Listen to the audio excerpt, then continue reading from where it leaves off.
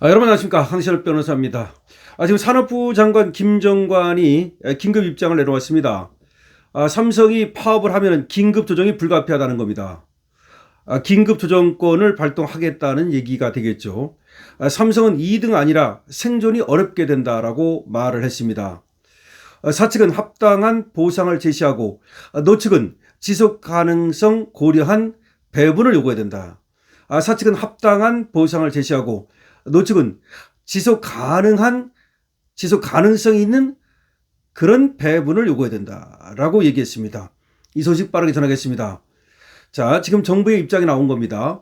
삼성의 파업을 그대로 두고 볼 수 없다는 입장입니다.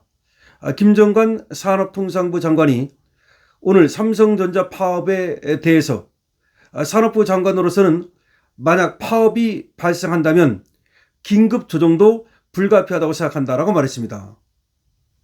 김 장관은 SNS를 통해서 노사가 합의에 이르지 못하면 21일부터 총파업에 들어가게 된다고 말하면서 안타까움과 걱정을 금할 수 없다고 했습니다.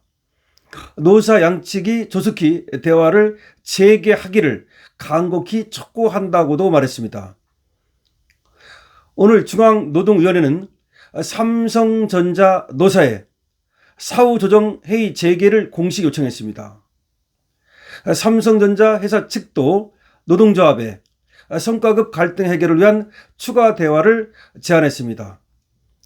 반면 최승호 초기업 노동조합 삼성전자 지부위원장은 SNS 공보방을 통해서 사측의 대화 제안에 응할지 여부를 묻는 말에 성과급 제도화와 투명화가 이루어지지 않으면 대화할 이유가 없다고 했습니다.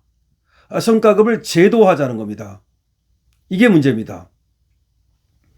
이에 대해서 김정관 장관은 조속한 소통 재개를 간곡히 촉구한다면서 사측은 합당한 보상을 제시하고 노측은 회사의 미래와 지속 가능성을 해치지 않는 합리적인 배분을 요구해서 국민들과 수많은 국내의 고객 그리고 투자자들의 간절한 기대에 부응해 주실 것을 간곡히 부탁드린다고 강조했습니다. 김정관 장관은 파업 현실화 시 산업 피해가 막대하다고 우려했습니다. 김정관 장관은 반도체 산업은 우리나라의 거의 유일한 핵심 전략 자산이라면서 대한민국의 미래를 끌고 갈 독보적인 성장 동력이기에 현 상황이 더욱 걱정스럽다며 반도체 산업은 투자의 속도와 규모로 경쟁하는 승자 독식 산업이라고 설명했습니다. 이어서 경쟁국들은 강력한 정부 지원과 과감한 투자를 바탕으로 반도체 시장에서 입지를 확대하고 있다면서 경쟁력을 상실하는 순간 2등이 아니라 아예 생존이 어렵게 된다고 덧붙였습니다. 1등 아니면 2등은 없다는 겁니다. 반도체 시장은 승자 독식의 시장이라는 겁니다. 따라서 여기서 파업을 했다가 만약에 밀려나는 날이면 그야말로 다시 살아나기 어렵다는 겁니다. 따라서 파업은 안 된다는 겁니다. 김민석도 파업은 안 된다는 뜻을 전하고 있는데요. 문제는 말이죠. 이재명의 입에서 말이죠. 지금 파업은 안 된다라고 하는 그런 강력한 말이 아직은 나오지 않고 있습니다. 물론 정부가 너무나 크게 개입하는 것도 문제는 있습니다만은 지금 노사가 서로 치킨 게임을 하고 있는 상황에서 만약에 정말로 파업이 현실화된다면 대한민국의 이 반도체 산업뿐만 아니라 대한민국의 미래가 휘청거릴 수 있기 때문에 이런 경우에는 이재명이 나서야 된다는 얘기가 많습니다. 장동혁 국민의힘 대표도 이재명이 수수방관하지 말고 이 삼성전자 파업 문제나 신경 써라 라고 일갈했습니다. 특히 지금 초과 세수가 됐든 초과 이윤이 됐든 국민배당금 그런 얘기할 때가 아니다라고 또 이재명에 대해서 그야말로 직격탄을 날렸습니다. 지금 김용범 정책실장 같은 경우도 말이죠. 지금 삼성전자 파업이 현실화되고 있는 이 중차대한 시기에 그것이 초과 세수가 됐든 초과 이윤이 됐든 간에 국민 배당금을 얘기한다는 자체가 적절치 않다는 그런 비난이 쏟아지고 있는 것입니다. 자, 이제 정부의 입장이 조금씩 나오고 있는데요. 사실상 말이죠. 아무래도 정부에서 이 파업을 그냥 두고 볼 수는 없을 겁니다.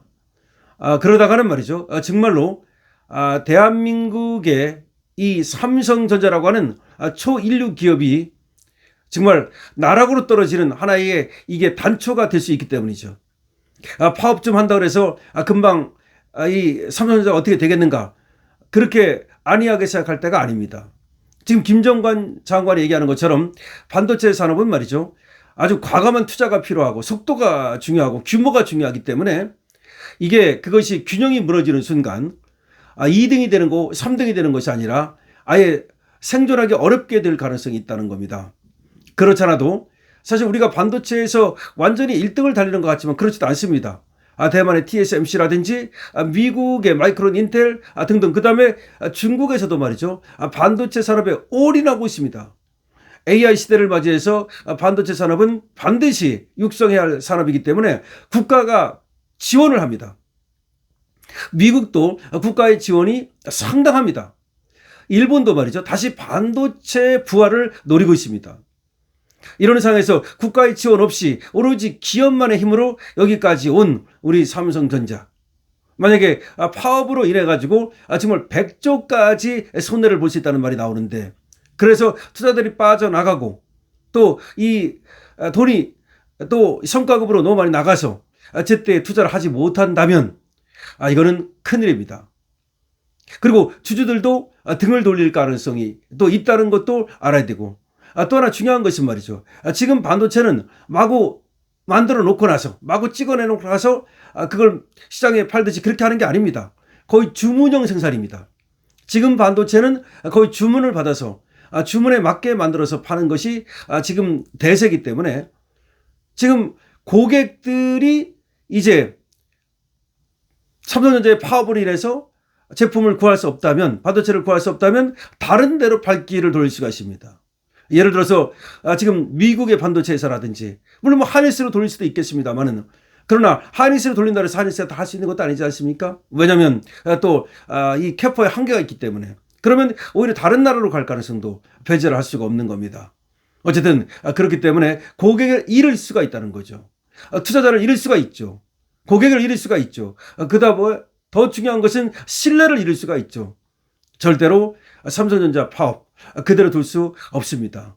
정말 노조도 말이죠, 이제 그 제도화, 그러니까 이걸 갖다가 성과급을 그때그때 유연하게 해야 되는데, 뭐 매출액이 얼마, 이익이 얼마, 이렇게 딱 그 정해서 해달라는 것은 지나친 걸로 보입니다.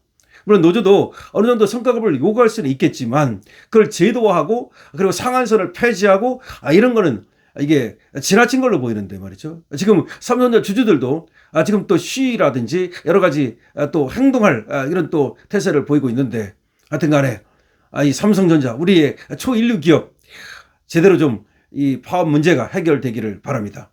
강시울트입니다. 좋아요, 구독을 부탁드립니다.